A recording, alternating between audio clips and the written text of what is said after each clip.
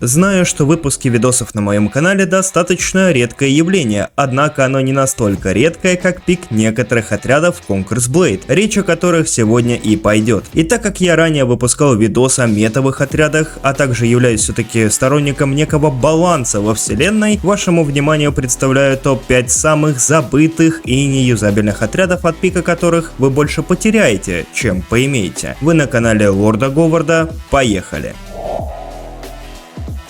Пятое место. Открывая тему многострадального монгольского сезона, стоит поговорить о турхаудах. Сыграть этим отрядом можно и сейчас, однако требований к его применению помимо топовых трактатов достаточно много, начиная от карты и заканчивая пулом как противника, так и союзников. Да и даже в таких реалиях соотношение потраченных сил на данный отряд, лидерство, его импакт в бою оставляют желать лучшего, а ведь отряд можно было бы оживить, всего лишь добавив ему блокирование и какой-нибудь антиконтроль во время чарджа. Но влажные мечты мы сегодня оставим позади и признаем, что это один из самых обиженных отрядов, имеющих дробящий урон. Когда-то давно дальность стрельбы с комбинацией дебафов отравления было грозным оружием в лице степных лучников. Стаков кровотечения накидывалось достаточно много и быстро, что уменьшало шансы даже подобраться к этому отряду противникам с каждой секундой. Однако количество стаков и урон от яда было урезано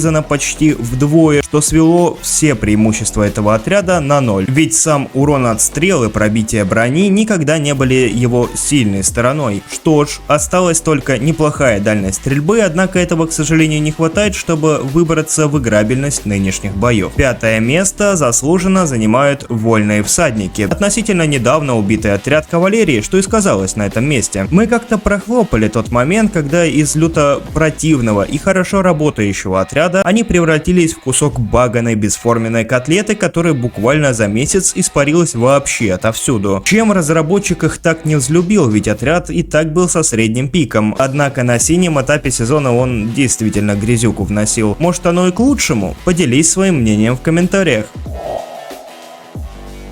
Монахи с Юаньчань. Боевые братья сегодня братаются лишь с аутсайдерами пабликов. В свое время они неплохо так поджигали седалище многим юзерам от мала до велика. Вообще их сезон много чем нам запомнился. А сам Неуяса и вейт атак во время раскрутки их лезвий, бешеный отхил, контроль и взрывной урон сейчас же остались далеко в прошлом, равно как и их пик. Из-за малого количества юнитов в отряде и колоссальных пиксов, данный отряд, если и может что-то сделать, то only из-под прикрытия. И то есть более выгодные и дешевые ДД единицы, что и стало надгробием этого отряда. Знаете, закомбить подобие коробки вкупе с дальнобойным уроном достаточно неплохое решение для арбалетчиков с повезами. Вопрос только, как бы правильно это все забалансить, и вот тут у нас огромные проблемы. Урона мало для золотого отряда арбов. Как коробка они годятся только для того, чтобы в них застряла нечарджевая конница фиол ранга, достаточно медленные, и вряд ли за это ни рыба, ни мясо вам захочется отдавать полпула вашей лидерке. Вот и комьюнити так решило, что и привело к четвертому месту в моем топе. Бродячие рыцари. Голд отряд Кавы с крутой задумкой, которая не может быть полностью реализована на сегодняшнем пуле осад. Идея отряда в том, чтобы совместить плюсы двух отрядов в одном. Правда, подбор достаточно странный. В сопровождении к этой коннице вы можете пихнуть свой отряд либо крестьян серых, что вообще мне непонятно, либо мертвый отряд синих арбалетов, либо легкую засадную конницу, внутри которой не будет действовать трактат на снижение КД ее чарджа, а это на минуточку является одной из ее самых сильных сторон в механике. К тому же это все приправлено слишком низкой скоростью передвижения и возможностью стопнуться обо все, что только возможно. Очень жаль, а ведь если просто крутануть побольше скорости, гляди, что-то и может получиться.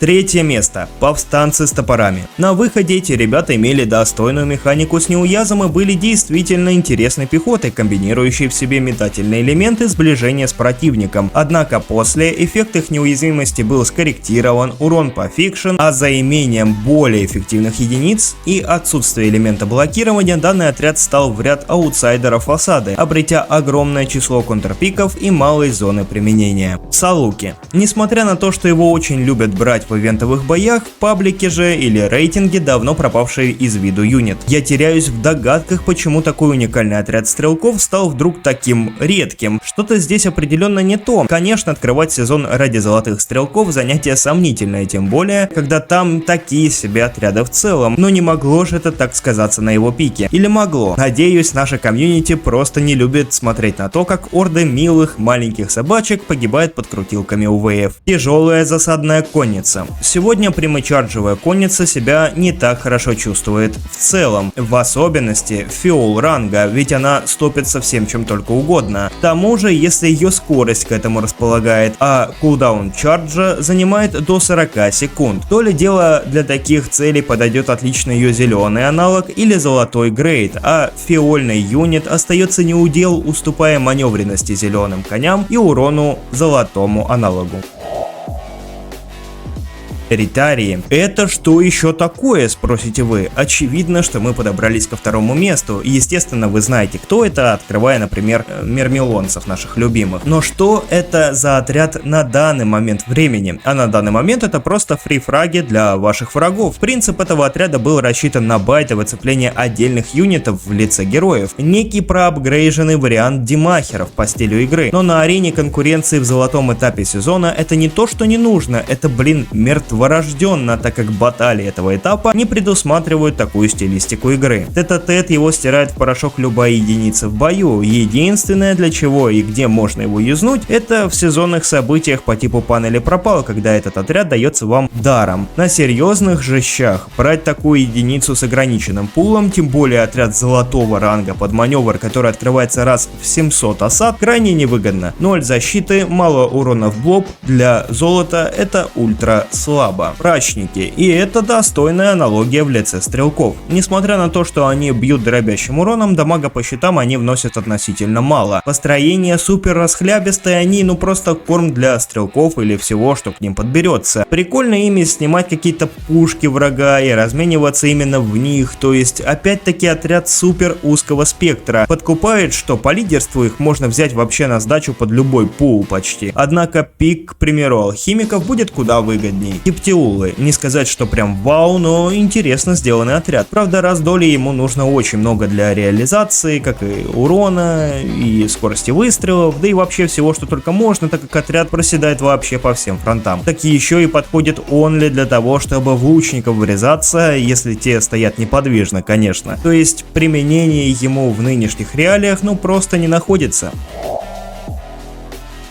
А первое место занимают горцы с клейморами. Я слышал лишь былины о славных временах, когда этот юнит имбовал. Но, к сожалению, таких времен я не застал, и все, что могу сказать о этой пехоте, ничего, что могло бы работать в нынешних реалиях. Сейчас пехота должна быть хотя бы среднебронированной, чтобы биться во фронтлейне, или иметь какой-то баклер, чтобы добраться в бэклейн, или хотя бы иметь взрывной урон с контролем. По факту у клейморов сейчас нет ничего из перечисленного. Ввиду этого топ-1 аутсайдеров сегодняшнего топа. Сейчас мало кто может себе представить, что синие арбалеты ломали фиольные коробки, а от их стрел в свите бродячих рыцарей ложились орды врагов. Западные арбалетчики-ветераны, то, что сейчас не возьмет никто даже в синий сезон, были пофикшены настолько сильно, что вряд ли положат даже серые отряды, отчего очевидно их пик более не актуален на всех этапах сезона, тем более, когда у них есть аналог в лице арбов с перьями, который в сравнении значительно лучше. Вообще отрядов из монгольского сезона у нас сегодня была добротная часть, ведь он по сей день является забытым не только игроками, но и разработчиками игры. Первое место по Каве справедливо занимает отряд богатуров, некогда рвущая на части все паблики Кава, хоть и имеет очень прикольную механику, из описания которой можно предположить, что отряд что-то может, на деле погибает от каждого чиха. И тут очень много факторов, помимо очень сильного фикса на ее урон. За недавнее время игра обзавелась еще и хорошим юнитом антикаф отряда в лице фаланги, которая в принципе фейлит конные набеги. Из пабликов играются только осады, карты на которых не особо располагают простором для этой конницы, а также конина с мечами, как вид очень сильно обижена разработчикам игры. В совокупности богатуры не могут нести хороший ДПС и проигрывают конкуренции не только большинству отрядов пехоты, но и фиолетовой, синей и даже зеленой кавалерии. Немного о отрядах, которых стоит упомянуть, или рубрика «Зачем платить больше?». больше. Нукеры. Высокомобильная кава с неплохим уроном по герою, однако у нас уже есть зеленая конина с мечами, которая в разы эффективнее за более низкий прайс по лидерству. Здесь же скажем о всадниках с чекану и хорчинах, которых полностью покрывает импакт от зеленых конных лучников. Думаю, обоснование тут излишне, тем более у меня видос недавно выходил. Огненная кавалерия теряет свой смысл наряду с гвардейцами Лаори. До сих пор не ясно, почему это два отдельных юнита. Здесь же рубрика «Мы пытались вас воскресить, но что-то пошло не так». Западная фиольная коробка и ее мастерство, которое никак не повлияло на ребаланс отряда. Многострадальные сипахи, которые не дотянули даже до реиграбельности в ПВЕ с их мастерством. Не уходим далеко от этого сезона и вспоминаем о азапах, которые стали конкурировать разве что с синими отрядами и парой фиольных за счет их нового мастерства. Всех остальных они, конечно, могут покоцать, но делают это крайне долго, а нынешний бой это не 1 на 1 сражение. Также уточню, что вся ветка ротангов сейчас играется не очень хорошо, так как недавно был массовый фикс яда. На этом, думаю, закончим. Обязательно пальчик вверх, подписка, колокольчик и давай пиши в комменты свои варианты топа. А с вами был Лорд Говард.